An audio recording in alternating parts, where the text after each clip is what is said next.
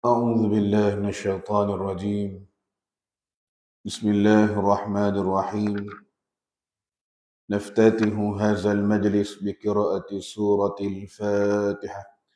أعوذ بالله من الشيطان الرجيم. بسم الله الرحمن الرحيم. الحمد لله رب العالمين الرحمن الرحيم مالك يوم الدين إياك نعبد وإياك نستعين اهدنا الصراط المستقيم صراط الذين أنعمت عليهم غير المغضوب عليهم ولا الضالين آمين. أحييكم بتحية الإسلام، تحية الإسلام السلام وتحية أهل الجنة. Wassalamu alaikum warahmatullahi wabarakatuh. Alhamdulillah wa kafa wassalatu wassalam ala ibadihi alladhina astafa wa ala alihi wa sahbihi liman ihtada. Rabbi shrah li sadri wa yassir li amri wahlul 'uqdatam min lisani yafqahu qawli. Qalu subhanaka la ilma lana illa ma 'allamtana innaka antal alimul hakim. ولا حول ولا قوة إلا بالله العلي العظيم. اللهم لا سهل إلا ما جعلته سهلا وأنت تجعل الحزن إذا شئت سهلا. سهل لنا ويسر علينا افتح لنا فتوح العارفين ووفقنا توفيق الصالحين برحمتك يا أرحم الراحمين. أما بعد. Alhamdulillah, pertama dan selamanya adalah sama-sama kita bersyukur kepada Allah Azza wa Jalla kerana pada malam ini kita masih lagi diberikan kesempatan oleh Allah Subhanahu wa Ta'ala untuk sama-sama kita berhimpun dan berkumpul di rumah Allah Subhanahu wa Ta'ala. Mudah-mudahan Allah Subhanahu wa Ta'ala menjadikan kita yang hadir ini sebagai orang yang sentiasa melakukan ketaatan dan juga melakukan sunnah Nabi sallallahu alaihi wasallam. Amin ya rabbal alamin. Kita masih lagi menyambung perbahasan dalam surah An-Nur. Itulah pada muka surat 285. Yang mana di antara cara ataupun 3 saranan ataupun kaedah untuk membentengi masyarakat dari jenayah akhlak ini, terutamanya zina dan sebagainya. Yang pertama iaitulah perintah iffah dan menahan nafsu yang telah kita ceritakan pada bulan yang lalu, yang mana Allah Ta'ala perintahkan supaya kita menjaga hawa nafsu kita ni, jaga diri kita. Iffah ni menjaga diri kita, maruah diri kita. Allah Ta'ala mengatakan wal yasta'fifil ladzina la yajiduna nikahan hatta yughniyahumullahu min fadlih. Dan orang-orang yang tidak mempunyai kemampuan berkahwin, yang tak mampu berkahwin, hendaklah mereka menjaga kehormatannya. Jaga kehormatan, jaga maruah diri mereka sehingga Allah memberikan kekayaan kepada mereka dari limpah kurnia-Nya. Jadi sebelum daripada berkahwin tu jagalah dulu.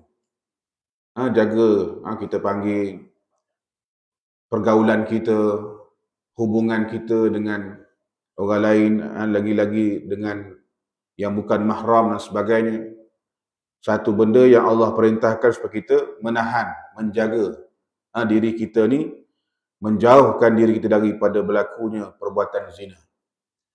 Dan Nabi SAW mengatakan kepada para pemuda, ya ma'syarasy syabab man istata'a minkumul ba'ah falyatazawwaj fa innahu aghaddu lil basar wa ahsanu lil farji wa man lam yastati' fa 'alayhi bisawmi fa innahu lahu wija'un.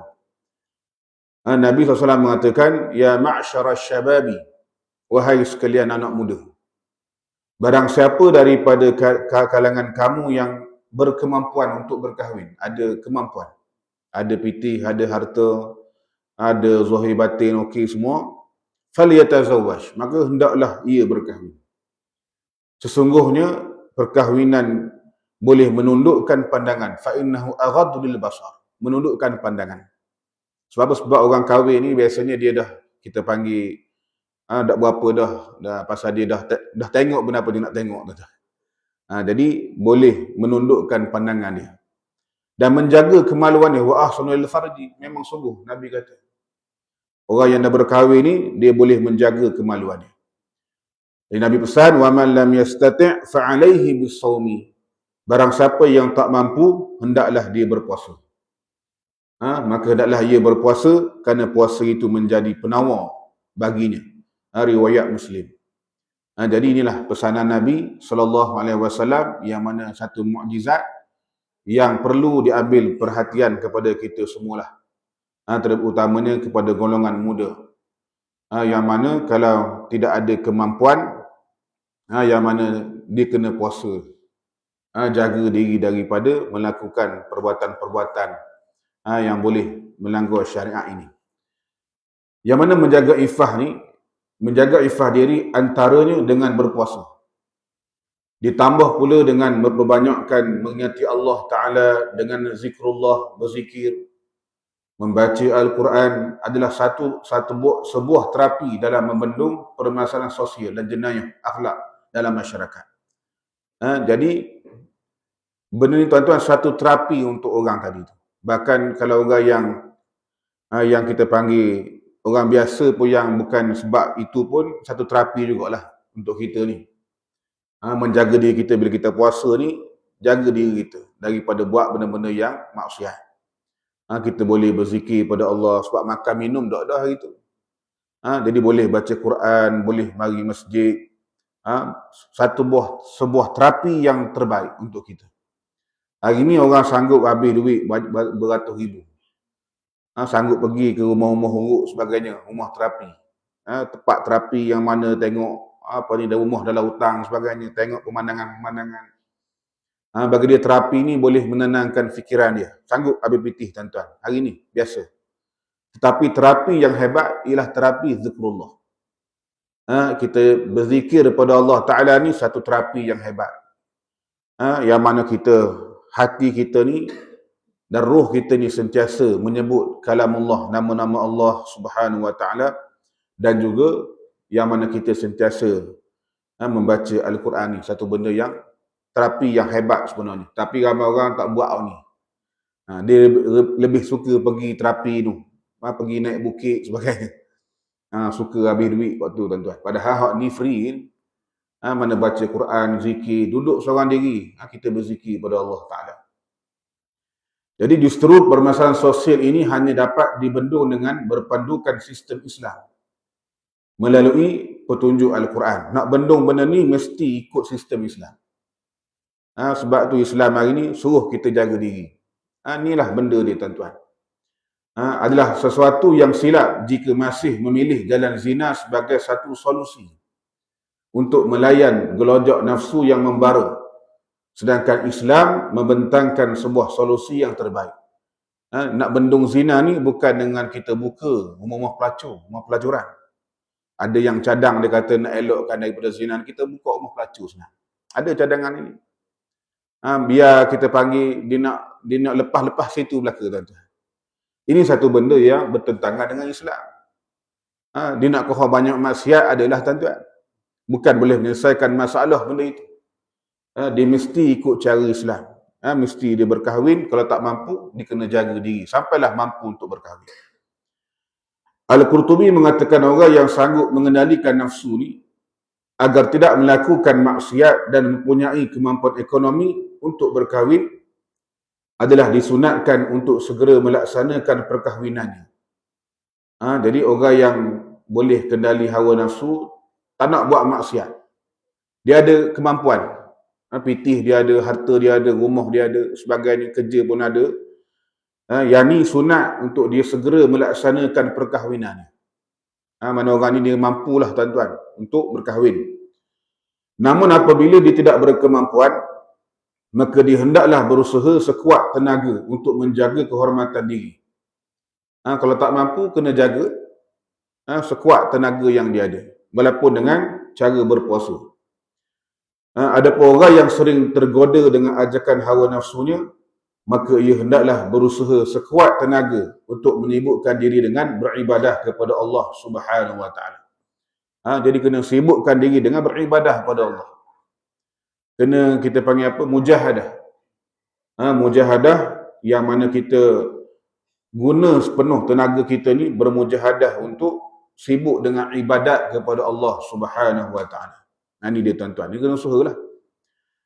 Jadi orang yang hebat itu adalah orang yang cergas, yang mampu menjaga iffah diri dari melakukan dosa pada ketika ia tidak mempunyai isteri dan anak. Ini orang yang cergas, orang yang mampu menjaga iffah ni, orang yang dapat melihara daripada dosa. Pada ketika itu dia tak ada isteri, tak ada anak lagi. Jadi ini orang yang hebat sebenarnya.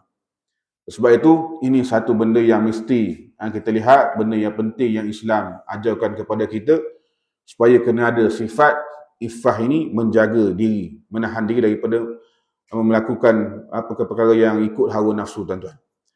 Yang kedua, ialah Islam mengatakan, yang kedua ini memerdekakan hamba dengan perjanjian tebus diri mukatabah.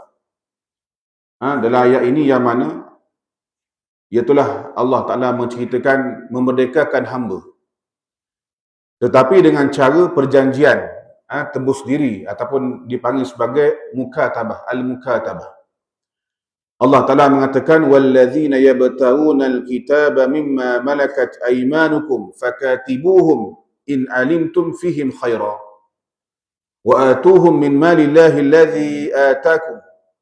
Dan hamba-hamba kamu, lelaki dan perempuan, yang hendak membuat surat perjanjian untuk memerdekakan dirinya dengan jumlah bayaran yang tertentu, hendaklah kamu melaksanakan perjanjian itu dengan mereka jika kamu mengetahui ada sifat-sifat yang baik pada diri mereka yang melayakkannya berbuat demikian. Dan berilah kepada mereka dari harta Allah yang telah dikurniakan kepada kamu. Ni yang mana, tuan-tuan, kita panggil golongan hamba. Golongan hamba ni ada banyak jenis lah. Ada hamba mukatab, ada hamba, ada 4 jenis hamba, tak ingat nama-nama dia. Tapi ada 4 jenis hamba, kalau tak silap. Jadi yang mana wujudnya golongan hamba ni dalam masyarakat Islam pada satu ketika dulu telah menggalakkan keruntuhan taraf akhlak, serta mengundang ke arah kebebasan seks kerana rendahnya kesedaran mereka kepada kehormatan Islam. Maka Islam berusaha untuk menghapuskan perhambaan secara berperingkat melalui beberapa kaedah, antaranya sebagaimana yang disarankan dalam ayat ini, iaitu sistem mukatabah, perjanjian tebus diri. Jadi pada zaman hari itu yang mana banyak kita panggil keruntuhan akhlak ni, mengundang kepada kebebasan seks dan sebagainya. Jadi Islam nak hapuskan perhambaan benda ni secara peringkat-peringkat. Antaranya dengan cara apa? Mukatabah, perjanjian tebus diri. Yang mana pada ayat ini Allah Subhanahu Wa Taala menggalakkan kepada para pemilik hamba, tuan hamba itulah, tuan hamba sahaya tu, agar memberikan kesempatan kepada hamba-hamba mereka untuk memerdekakan diri dengan cara menebus diri mereka dengan sejumlah harta tertentu. Bila ternyata hamba itu ada ciri-ciri kebaikan dengan pembebasannya. Jadi boleh hamba tadi tu kita panggil buat perjanjian dengan tuan dia. Berapa dia deal dengan tuan dia. Yang mana bila hamba tu ada ciri-ciri kebaikan sebagainya, dia boleh minta untuk dibebaskan daripada tuan dia, nak merdeka. Menurut Syed Qutb, maksud dari lafaz khaira, kebaikan ini, ialah dia beragama Islam. Dia beragama Islam dan mempunyai kemampuan untuk berusaha mencari rezeki. Ini dia khaira. Jadi orang yang ada agama Islam, orang yang ada kemampuan untuk cari rezeki sendiri. Dengan terhapusnya sistem ini, diharapkan dapat mengurangkan kadar jenayah sosial terutama yang berkait dengan aktiviti seks dan memperdagang kehormatan wanita melalui eksploitasi hamba-hamba wanita yang dijadikan pelacur-pelacur oleh tuannya untuk mendapatkan keuntungan dengan jalan yang mudah. Jadi setengah-setengah kita panggil tuan-tuan ni, dia gunakan hamba-hamba tadi tu untuk boleh pitih. Dia pergi jual, dia suruh jadi pelacur sebagainya. Jadi menyebabkan banyak berlakunya benda-benda maksiat.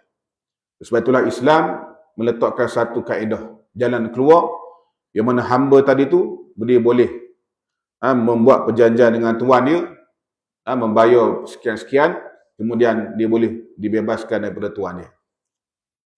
Dan sebab turun ayat ni tuan-tuan, kata Imam Al-Qurtubi rahimahullahu ta'ala, dimeriwayatkan bahawa ayat ini diturunkan pada seorang hamba yang dimiliki oleh Huwaitib bernama Sabih. Jadi Huwaitib ni, dia ada hamba bernama Sabih.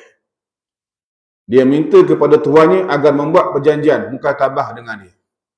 Jadi Sabih ni, dia minta perjanjian. Kita bincang tuan dia, nak bebas daripada ni lah, daripada jadi hamba. Tapi permintaannya ditolak oleh Huwaitib. Huwaitib tak setuju. Kita tak boleh, mu hamba aku. Tak boleh nak buat perjanjian-perjanjian. Kan? Maka turunlah ayat ni. Turun ayat Quran ni, yang mana kemudian Huwaitib, tuan tadi tu bersedia membuat perjanjian dengan Sabih hamba tadi tu. Ini orang beriman lah tuan-tuan.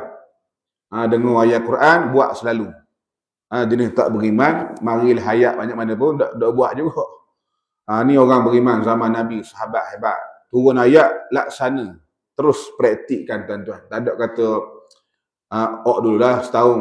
Kan hamba nak bakar hamba juga. Tapi tak ada tuan-tuan. Terus dibuat perjanjian dengan Sabih hamba tadi tu dengan pembayaran 100 dinar. Bayar 100 dinar. Potong 20 dinar sebagai pemberian dari Huwaitib. Potong 20 dinar. Diskaun tuan-tuan. Kerana mungkin kerja, dia buat kerja ni, jadi potong 20 dinar.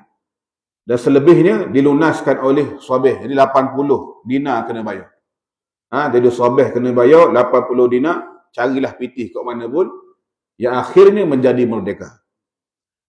Jadi benda ni maknanya mendapat bantuan lah. Mungkin daripada zakat ke sebagainya, bantuan-bantuan yang membolehkan dia ni melepaskan diri, membebaskan diri daripada menjadi hamba. Jadi pemilik hamba hendaklah memperkenankan permintaan hambanya. Tuan ada hamba ni, dia kena perkenankan. Dia kena terimalah permintaan hambanya yang ingin menebus kemerdekaan dirinya dengan membayar sejumlah wang kepada tuannya. Hamba tu kata, hamba nak bebas dah ni kalau boleh. Hamba bayarlah berapa-berapa tuan nak. Contohnya tuan-tuan. Jadi tuan dia kata setuju 100 dinar, kita bayar 100 dinar. Gitulah. Bila mana mukatabah itu telah dipersetujui, maka semua wang pendapatan dan upahan kerja yang diperoleh oleh hamba itu menjadi milik dia. Supaya apa? Dengan wang pendapatan itu dapat membayar harga tebus dirinya kepada tuannya. Jadi kalau dah setuju, wang hak dia boleh tu tuan-tuan, upah kerja tadi tu jadi milik dia. Kalau tidak, nak bayar lagu mana? Jadi dengan cara dia dapat tadi tu, duit tadi tu, maka dia dapat menebus diri daripada tuan dia tadi. Setelah kontrak kerja dipersetujui dan dipenuhi, maka tuannya wajib memerdekakannya. Jadi wajiblah tuan tadi tu bebaskan dia. Malah wajib juga tuannya memberi kepadanya bahagian dalam harta zakat. Tuan dia tadi tu tuan-tuan, mana dia beri pula bahagian dalam harta zakat yang wajib ke atas diri dia. Dalam 8 golongan asnaf ni, satu golongan yang mana untuk golongan hamba. Ni hamba ni. Jadi zakat boleh beri kepada hamba. Sebagaimana perintah Allah Ta'ala, wa atuhum min malillahi allazi atakum. Dan berilah kepada mereka dari harta Allah yang telah dikurniakan kepada kamu. Jadi harta yang ada ni, orang-orang yang ada pitih ni tuan-tuan, kena berilah kepada hamba di antaranya golongan yang dapat menerima zakat ini. Jadi pemberian harta zakat dari pemilik hamba ini tujuannya untuk apa? Tujuannya untuk membantu bekas hambanya yang akan memulakan hidup barunya. Bila dah bebas daripada jadi hamba tuan-tuan, nak mula hidup baru. Jadi tak ada pitih lagi. Macam orang mu'allah juga, mu'allah pun sama. Dia orang yang dapat zakat juga. Wal mu'allafati qulubuhum. Saudara baru, saudara kita. Macam khutbah baru ni, cerita tentang mu'allaf. Kena bantu dia. Dia baru masuk Islam, nak mulakan kehidupan baru bukan senang. Dalam keadaan mereka ni, mungkin keluarga dah tendang mereka, hilang kerja, hilang sumber pendapatan, macam-macam yang mereka hadapi. Jadi Islam memberikan zakat untuk membantu mereka. Ini hebatnya Islam. Tak, kita panggil apa, tidak membiarkan perkara itu. Jadi golongan hamba pun sama. Bila mana mereka dah bebas ni, nak mula hidup baru lah. Nak buat lagu mana, mesti ada modal juga tuan-tuan. Nak mula ni. Jadi, dengan cara zakat itu dapat membantu mereka. Sebab tu tuan-tuan, kita lihat bagaimana Nabi SAW dalam perang Hunain. Nabi SAW, bagaimana Nabi ini nak menjinakkan golongan-golongan mu'allaf ini. Golongan yang baru masuk Islam. Dalam perang Hunain, Nabi beri antaranya Abu Sufyan bin Harbin. Nabi beri berapa ekor kambing, tak ingat. Banyaklah, katalah 1000 ekor kambing tuan-tuan. Nabi beri. Tambah lagi dengan duit dirham lagi. Kemudian Abu Sufyan minta lagi anak dia nama Yazid. Yazid lagu mana? Bagi Yazid juga 1000 ekor kambing. Tuan-tuan bayang, banyak. Penuh masjid kita depan tu kalau buh 1000 ekor kambing tuan-tuan. Nabi bagi di Ji'ranah, di Ji'ranah tempat miqat yang kita miqat umrah tu. Nabi bagi harta rampasan perang Hunain ni kepada golongan yang baru masuk Islam. Kemudian ditanya lagi, Muawiyah lagu mana? Ramai pula anak tuan-tuan. Tanya Yazid lagi, Muawiyah lagi. Nabi kata beri pada Muawiyah pula 1000 lagi ekor kambing. Tambah lagi perak pada dia. Wang perak tuan-tuan dan sebagainya, dirham. Mari orang lain pun sama Nabi beri tuan-tuan. Sehingga menyebabkan golongan Ansar ni rasa dok adil. Nabi beri banyak kepada golongan mu'allaf yang baru masuk Islam. Waktu tak berjuang mana pun. Kami ni berjuang lama dah. Ni dia tuan. Timbul benda tu. Kami ni berjuang lama dah dengan Nabi. Darah kami ni lama dah ni. Pedang kami lama dah berjuang. Tapi kami tak boleh satu benda pun. Tapi orang baru-baru masuk Islam ni boleh banyak. Sehingga menyebabkan tuan-tuan, mereka rasa tak puas hati dengan Nabi SAW. Ini golongan Ansar ketika itu. Lalu Nabi mengatakan, kalau Allah dan Rasul beri tak adil, siapa yang adil? Kalau kamu nak kata Nabi beri tak adil, siapa yang adil? Siapa yang lebih adil tuan-tuan? Ini dia. Tak puas hati dengan pembahagian Nabi. Sedangkan Nabi beri itu ada tujuannya. Nabi beri itu untuk tujuan melunakkan mereka yang baru masuk Islam. Bahawa baru masuk Islam ni nak suruh mereka jinak dengan Islam dulu. Jadi Nabi beri, beri harta kepada mereka daripada harta perang, harta rampasan perang Hunain tadi itu. Yang mana orang Ansar ini mereka boleh Nabi SAW. Biarlah orang lain boleh dunia, tapi orang Ansar boleh Nabi. Ini dia. Jadi kata-kata Nabi ni menyebabkan golongan Ansar ni menangis tuan-tuan. Bagaimana mereka tersilap dalam memandang sesuatu perkara. Mereka lebih nak pada dunia, sedangkan mereka dapat Nabi SAW. Nabi balik bersama dengan mereka. Nabi tinggal di Madinah. Duduk bersama dengan mereka di Madinah tuan-tuan. Baik, itu cerita golongan mu'allafati qulubuhum. Jadi tuan-tuan, yang mana golongan hamba ini, yang mana sama jugalah. Mereka dapat memulakan hidup baru. Supaya apa? Tidak menjadi beban kepada orang lain. Tak jadi beban. Dan mengelakkan mereka dari mencari makan dari saluran yang kotor dengan menjual maruahnya yang lebih berharga dari nilai kemerdekaannya. Bimbang dia pergi cari jalan lain pula tuan-tuan.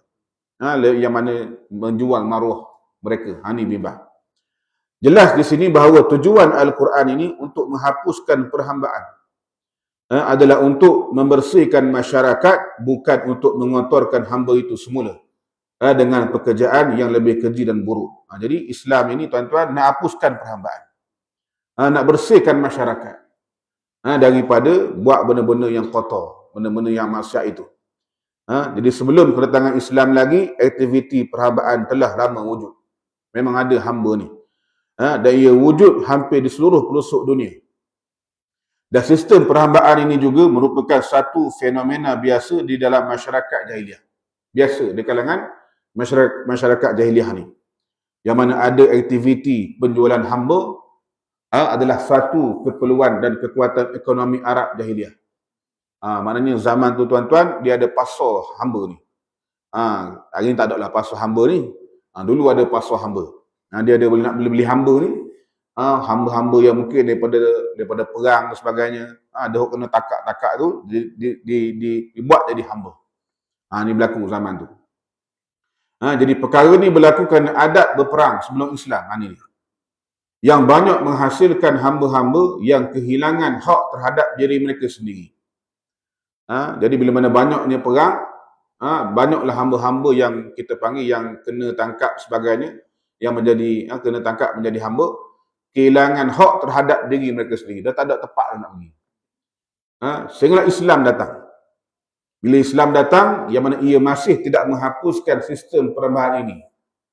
Kenapa? Kerana Islam tidak agresif menaikkan taraf mereka secara mendadak, ditakuti mengundang perpecahan dan salah faham yang menghalang daripada penerimaan kaum-kaum Arab terhadap dakwah dan akidah yang lebih utama untuk diperbaiki. Jadi, Islam tidaklah kita panggil terus larang, tidak. Macam arak juga, tuan-tuan. Yang mana masyarakat Arab jahiliah ketika itu minum arak biasa. Biasa je minum arak ni. Jadi mari Islam ni nak halang sekaligus, takut pokok ni, jadi takut lari kepada Islam. Jadi Islam mengajar kepada mereka ni dengan cara berperingkat-peringkat. Jangan minum time semayang dulu. Kemudian bagi tahu arak ni ada kebaikan sikit lah, kemudaratan banyak. Peringkat-peringkat dulu. Akhir sekali turun ayat secara total mengharamkan arak ni. Dia begitulah. Samalah macam ini juga, yang mana sistem hamba ni tidaklah kita panggil terus dihapuskan, tidak. Zaman Nabi pun memang ada hamba lagi ketika itu. Dan Nabi banyak hamba. Tapi hamba-hamba Nabi banyak dibebaskan. Ini hebatnya Nabi SAW. Di antara kita lihat bagaimana Abu Bakar. Di antara sahabat Nabi yang banyak membebaskan hamba. Ini hebat. Sebab tu dia panggil Al-Atiq. Orang yang banyak membebaskan hamba. Sayyidina Abu Bakar, tuan-tuan. Di antaranya juga iaitulah Salman Al-Farisi, Bilal dan sebagainya. Bilal merupakan hamba. Jadi Sayyidina Bilal pun sama, bagaimana dia menjadi hamba kemudian dapat dibebaskan oleh Abu Bakar. Kemudian Salman Al-Farisi pun sama, dia seorang hamba.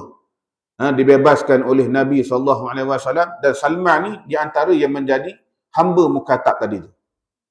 Hamba yang mana melalui perjanjian. Kerana tuan dia Yahudi. Jadi tuan ini tak nak kita panggil lepaskan Salman. Jadi dia buat perjanjian, dia kata kalau nak Salman ini dibebaskan boleh. Dengan syarat sejumlah duit sekian-sekian, tetapi satu syarat lagi ni payah sikit lah. Kena tanam 100 pohon tamar, buah belaka. Ni tuan-tuan. Memang dia kata, memang ni takkan jadi punya. Pasal dia tahu takkan tanam 100 buah belaka. Buah tamar ni tuan-tuan. Jadi Nabi kata terima je syarat tu. Tak apa. Pitih kita cari, kan, sahabat-sahabat boleh beri. Kemudian, bak tanam kurma, tanam buah tamar, Nabi kata, biar aku tanam. Jadi Nabi tanam, tuan-tuan. Nabi sendiri yang tanam buah tamar ni. Jadi Nabi pun tanam 100 pokok. Tengok, tuan-tuan, 100 pokok ni buah belaka. Kecuali satu tak buah. Nabi tanya, siapa dia tanam ni, tak buah ni? Lalu kata Sayyidina Umar, saya tanam. Dia pula tanam sesuatu, tuan-tuan. Nabi cabut semula, Nabi tanam balik, kemudian subuhlah untuk buah semula. Ini hebat Nabi, mukjizat Nabi ni SAW. Tanam 100 buah belaka. Kalau kita tuan-tuan belum tentu buah lagi lah. Ini dia. Jadi itulah kita lihat bagaimana Salman Al-Farisi akhirnya dibebaskan daripada menjadi hamba. Dan Salman ni di antara sahabat Nabi yang hebat, yang cerdik. Dalam peperangan Ahzab, dia memberikan cadangan kepada tentera Islam supaya menggali parit. Gali parit ni tidak ada zaman tu. Zaman kita panggil zaman Arab ni tak belajar lagi gali parit ni. Tapi perang di Parsi ni ada cara tu. Jadi bagaimana nak menghadapi cara ni, nak menghadapi tentera yang datang daripada golongan-golongan musyrikin, campur pula dengan sekutu-sekutu mereka yang ramai ni. Jadi Salman bila tengok kedudukan Madinah ni, dia tengok dengan cara adanya bukit yang ada ni dan jalan nak masuk Madinah ada satu je tuan-tuan. Jadi Salman mencadangkan supaya apa? Dia buat satu parit, digali parit yang mana kalau nak lalu Madinah ni, nak masuk Madinah kena lalu tepat ni. Menyebabkan tentera musuh Ahzab ni tuan-tuan susah tak boleh masuk Madinah. Padahal mereka ramai. Ni cara mana pula ni mari gali parit tuan-tuan ni. Bukan senang. Kalau suruh kita gali tuan-tuan belum tentu boleh gali lagi. Zaman tu tak ada lagi berdoza-berdoza ni. Gali guna tukul gitu, guna cangkul je tuan-tuan. Sampai ada batu besar yang tak dapat dipecahkan. Yang boleh pecah batu besar ni Nabi SAW. Ni hebatnya Nabi tuan-tuan. Baik, cerita dia panjang. Tapi nak cerita bagaimana ini hebatnya Salman Al-Farisi, seorang sahabat Nabi yang mana dia hamba, dia mencadangkan satu perkara yang hebat dalam perang Ahzab. Sehinggalah Islam datang, ia masih tidak menghapuskan sistem perhambaan ini kerana Islam tidak agresif menaikkan taraf mereka secara mendadak, ditakuti mengundang perpecahan. Bimbang berlakunya perpecahan dan salah faham yang menghalang daripada penerimaan kaum-kaum Arab terhadap dakwah dan akidah yang lebih utama untuk diperbaiki. Ketika itu baru nak kita panggil akidah anak betul, baru nak perbaiki tuan-tuan. Jadi bimbang mereka ni lagi. Namun Islam menghadkan perhambaan dan telah menggariskan beberapa ketetapan tentang hukum perhambaan. Antaranya sistem mukatabah ini. Ini dia. Ada sistem mukatabah.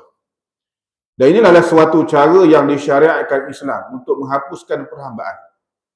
Sebab pada dasarnya Islam tidak mengakui sistem ini. Kenapa? Kerana bertentangan dengan peri kemanusiaan dan bertentangan dengan harga diri seseorang yang dalam Islam sangat dihormati. Islam sangat menjaga maruah tuan-tuan. Harga diri ni penting dalam Islam. Kerana semua Bani Adam telah dimuliakan oleh Allah Subhanahu Wa Taala. Sebagaimana Allah Taala mengatakan dalam surah Al-Isra ayat 70, "Walaqad karramna bani Adam wa hamalnahum fil barri wal bahr wa razaqnahum minat tayyibati wa faddalnahum ala katsirin mimman khalaqna tafdila." Dan sesungguhnya kami telah memuliakan anak-anak Adam. Walaqad karramna bani Adam. Allah mengatakan sesungguhnya kami telah muliakan anak-anak Adam ini. Mana mulianya kita ni tuan-tuan. Allah muliakan kita ni. Sebab tu kita tengok tuan-tuan, jasad kita ni Allah muliakan sampai ke mati. Tak ada orang yang lepas dia mati biar begitu. Ada tak ada. Lepas mati ni maknanya mulianya kita ni, perintah suruh pergi tanah kita, pergi kubur kita ni. Pergi gali tanah, tanam kita, semayang, kapan sebagainya. Mulianya jenazah kita, jasad kita walaupun dah mati. Ini Islam memuliakan kita. Tak ada kata bergelimpangan, duduk atas katil, tak ada. Biar mati-mati saja. Tak dibiarkan begitu. Ini Allah memuliakan anak Adam. Tak sebagaimana binatang-binatang. Bila mati-mati begitulah tuan-tuan. Ini dia. Mati bangkai kita panggil. Tetapi bagaimana manusia, Allah pelihara. Jasad dia yang mulia pun sama. Bila dia mati pun Allah Ta'ala jaga dia. Wa hamalnahum fil barri wal bahri. Dan kami telah beri mereka menggunakan berbagai-bagai kenderaan di darat dan di lautan. Allah bagi manusia ni boleh guna kenderaan di darat, boleh di laut ada. Wa razaqnahum minat tayyibat, dan kami dah memberikan rezeki kepada mereka dari benda-benda yang baik-baik.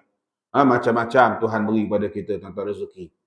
Serta kami telah lebihkan mereka dengan selebih-lebihnya atas banyak makhluk-makhluk yang telah kami ciptakan. Banyak macam makhluk ni tuan-tuan, Allah lebihkan ni manusia lagi. Gunung, ganang, bukit, bukau, matahari, bulan, bintang, cakrawala, sebagainya ni, malaikat lagi. Allah lebihkan manusia daripada yang lain. Maka semua yang bertentangan dengan peri kemanusiaan dan merendahkan kehormatan manusia adalah bertentangan dengan firman Allah Ta'ala tadi itu. Jadi tak bolehlah kita panggil menganiaya hamba sebagainya. Ini dia. Justru dengan kedatangan Islam mula dibanteras secara beransur-ansur. Kerana pada awalnya perhambaan ini dibenarkan kerana mengambil kira hukum darurat dan sementara sahaja.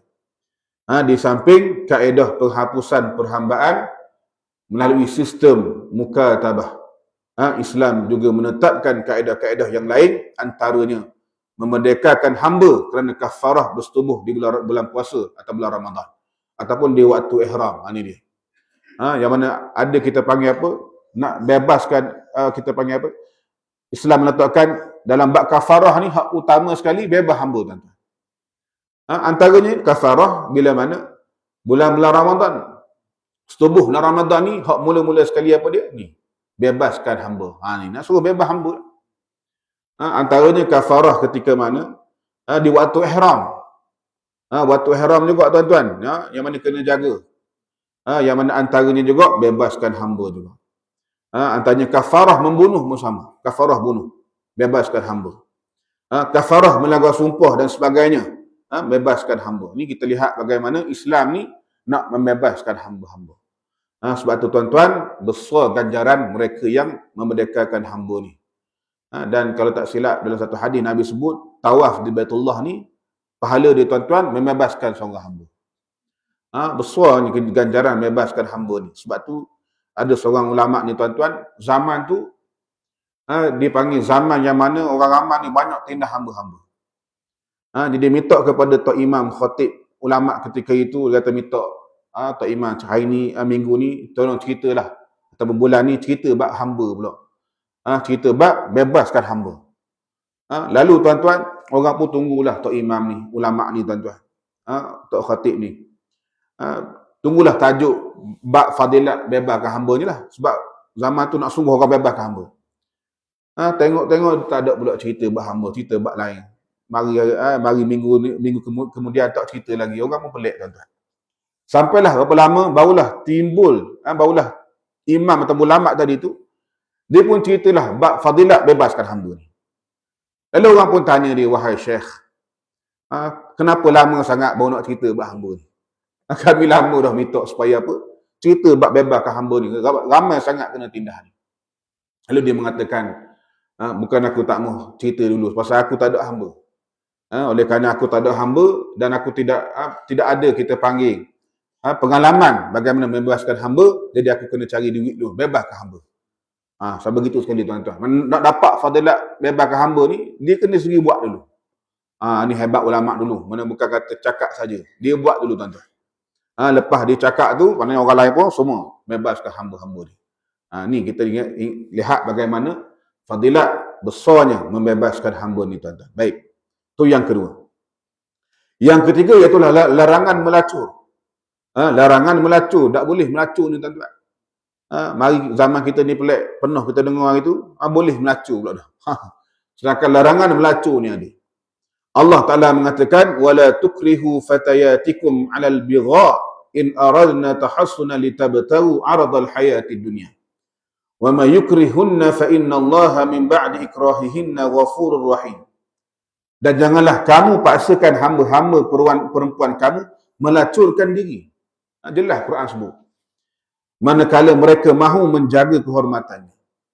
Kerana kamu berkehendakkan kesenangan hidup di atas dunia. Dan sesiapa yang memaksa mereka, maka sesungguhnya Allah sesudah paksaan yang dilakukan kepada mereka, Maha Pengampun lagi Maha Mengasihani. Seterusnya, kita lihat satu cara lagi. Untuk membanteras kemaksiatan dan memelihara masyarakat agar tetap bersih dari segala jenayah akhlak yang bertentangan dengan moral dan susila, Allah turunkan ayat ni, tuan-tuan. Yang mana melarang para pemilik hamba ni melakukan eksploitasi terhadap hamba perempuan mereka. Yang mana eksploitasi hamba ni merujuk kepada amalan masyarakat jahiliah. Yang mana mereka ni memaksa hamba-hamba wanita mereka untuk melacurkan diri. Paksa suruh melacurkan diri. Pergilah jual dirimu. Puaskan apa ni? Orang hak nak benda-benda ni, tuan-tuan. Ni dia. Dan biasanya hamba-hamba ini akan dipaksa melayan tetamu-tetamu. Ataupun pembesar-pembesar mereka untuk mendapatkan keuntungan daripada pelacuran tersebut. Kena paksa layan tetamu-tetamu, orang besar, bangsawan-bangsawan dan sebagainya. Dan sebabnya turun ayat ini diriwayatkan oleh Imam Muslim dari Jabir radhiyallahu anhu bahawa seorang hamba perempuan kepada Abdullah bin Ubay bin Salul Nama dia Musaikah. Dan seorang lagi bernama Umaymah telah dipaksa melakukan pelacuran oleh tuan mereka. Abdullah bin Salul ni bapa munafikin. Dia ada hamba perempuan nama Musaikah dan juga Umaymah. Dia paksa melakukan pelacuran. Ini dia tuan-tuan. Lalu keduanya mengadukan hal itu kepada Rasulullah sallallahu alaihi wasallam. Mengadu ke Nabi. Maka Nabi berdoa kepada Allah Taala dan akhirnya turun ayat wala tukrihu fatayatikum 'alal bigha. Dan jangan kamu memaksa hamba-hamba perempuan kamu tadi tu melacurkan diri mereka. Ini dia. Jadi ramai dari kalangan pemilik hamba ini yang tamak akan harta dan kekayaan. Tanpa segan silu dan tanpa rasa malu, mereka melacurkan hamba-hamba mereka. Sanggup tuan-tuan ni buat benda-benda yang kita panggil keji ni kepada sesiapa sahaja yang nak langgan atau membayar ni. Ni zaman tu. Jadi hamba-hamba ni tidak ada pilihan. Mereka terpaksa menurut kehendak tuannya. Sedangkan mereka sendiri tidak ingin melakukannya. Hamba tak mahu. Hamba ni dia belajar juga tuan-tuan, belajar agama juga. Dia tahu benda-benda ni tak molek, akhlak tak bagus sebagainya. Jadi mereka yang mana tak ingin melakukannya dan ingin supaya tetap bersih, suci, terpelihara dari perbuatan kotor itu. Tetapi setelah kedatangan Islam, yang mana jenayah ini telah diharamkan oleh Allah Subhanahu Wa Taala. Islam larang perkara ini. Apabila berlaku juga permasalahan seperti ini, sesudah turunnya ayat larangan, kalau buat juga tuan-tuan, paksa juga hamba-hamba ni pergi melacurkan diri mereka, maka mereka telah melakukan dosa besar. Buat dosa besar. Manakala para hamba yang dilacurkan itu tak bersalah. Mudah-mudahan Allah Ta'ala yang maha penyayang dan maha pengampun mengampuni mereka. Kenapa? Kerana mereka melakukan perbuatan maksiat itu bukan atas kemahuan mereka sendiri. Mereka tak tahu. Tapi tuan paksa mereka. Pemilik mereka memaksa mereka, mana kita panggil buat benda-benda yang mengancam mereka sebagainya. Jadilah Allah Ta'ala mengatakan, wa may yukrihunna fa innallaha min ba'di ikrahihinna ghafurur rahim. Dan sesiapa yang memaksa mereka, maka sesungguhnya Allah sudah paksaan yang dilakukan kepada mereka maha pengampun lagi maha mengasihani. Jadi mudah-mudahan Allah mengampunkan dosa-dosa mereka tadi itu. Bukan kerelaan diri mereka nak buat maksiat, tetapi dipaksa tuan-tuan untuk melakukan maksiat tersebut. Jadi Islam memandang bahawa hamba-hamba wanita ni seorang manusia juga. Fitrahnya sama sebagaimana orang merdeka juga. Jangan ingat hamba ni kita sesuka hati nak buat macam mainan kita. Tak boleh. Dia juga manusia. Mereka juga nak inginkan kesucian diri. Jadi perintah larangan melacurkan hamba dengan maksud mencari keuntungan dengan jalan yang mudah ni merupakan sebahagian dari perancangan Al-Quran untuk membersihkan masyarakat Islam. Nak tutup jalan-jalan yang kotor bagi memuaskan hak nafsu seks ni. Jadi Islam nak tutup jalan ni tuan-tuan. Jadi surah An-Nur ini sedari awal lagi memuatkan hukuman yang tegas dan keras demi menjaga martabat kaum wanita. Sehingga fizikal dan kehormatannya tidak boleh dieksploitasi dan diperdagangkan. Jadi Islam ni jaga tuan-tuan. Kalau ikut barat, kok pandalah dia kata. Tapi Islam sangat jaga. Hamba pun Islam jaga lagi tuan-tuan. Ini hebatnya Islam. Islam jaga. Tak nak mereka dieksploitasi, diperhamba dan sebagainya, diperdagangkan. Kenapa? Kerana perlakuan ini nyata telah merampas hak wanita. Sekaligus merosok dan meleburkan masyarakat. Ini dia. Sebab tu Nabi SAW, Nabi kita lihat bagaimana menjaga hamba-hamba wanita ni. Wallahu alam. Jadi mudah-mudahan kita mendapat pengajaran daripada surah An-Nur ini dan mudah-mudahan Allah Subhanahu Wa Taala menjadikan kita, masyarakat kita dan juga seluruh kaum keluarga dan juga umat Islam ni tuan-tuan terpelihara daripada melakukan maksiat kepada Allah Subhanahu Wa Taala. Ini benda-benda yang Islam jaga supaya kita ni menjaga maruah diri kita dan bentuk diri kita menjadi golongan yang sentiasa menjaga perilaku dan juga akhlak yang terpuji, mudah-mudahan insya-Allah. Wallahu alam. Jadi tuan-tuan insya-Allah pada 22 bulan sebelah ni hamba akan bertolak ke Mekah untuk umrah lah insya-Allah tuan-tuan. Jadi mohon doa supaya dipermudahkan urusan insya-Allah. Dan kita akan bertemu pada kuliah akan datang jika diizinkan oleh Allah Subhanahu wa taala. Qulu qauli hadza wa astaghfirullahal azim li wa lakum wa billahi taufiq wal hidayah. Wassalamualaikum warahmatullahi wabarakatuh. Ditangguh dengan tasbih kafarah dan salatu subhanakallahumma bihamdika asyhadu an la ilaha illa anta astaghfiruka wa atubu ilaik. Bismillahirrahmanirrahim. Al-'asr. Innal insana lafi khusr illa alladhina amanu wa 'amilus shalihat wa tawasaw bil haqq wa tawasaw bis sabr.